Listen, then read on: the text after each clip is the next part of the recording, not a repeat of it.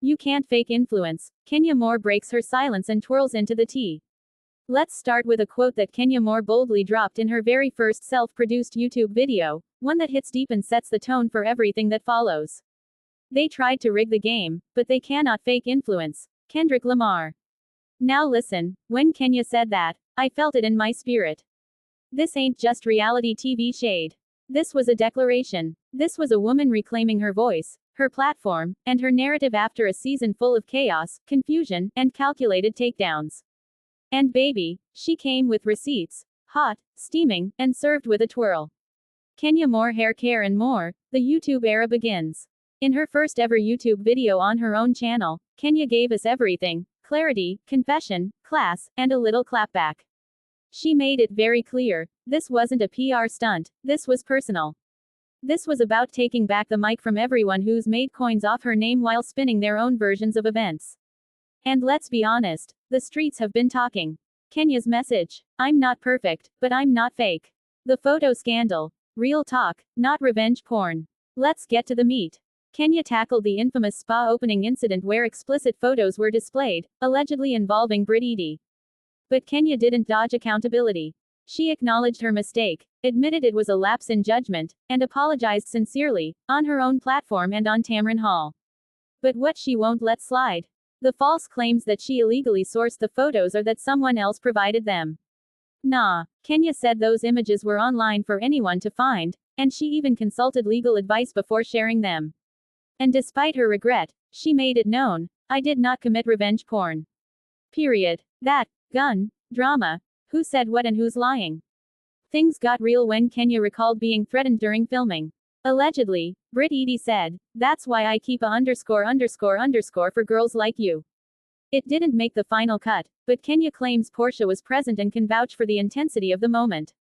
Kenya reported it. She went to producers. She went to HR. She even spoke to the police. So when folks tried to act like she was being dramatic, she flipped the script. Why? Because no other housewife has been physically attacked on this show like Kenya has. And when she hears threats, she takes them seriously. Also, someone please tell Bravo we saw the Instagram where Brit admitted to carrying a weapon. Kenya pulled it up. It's giving investigation closed before it even started energy. Brit Eady and the ring situation. The flop that tried it.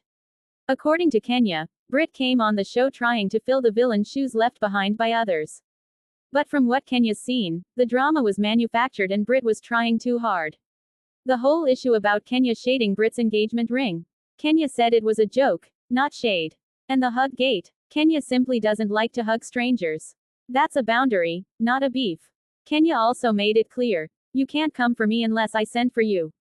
Taking accountability. Let's put this lie to rest.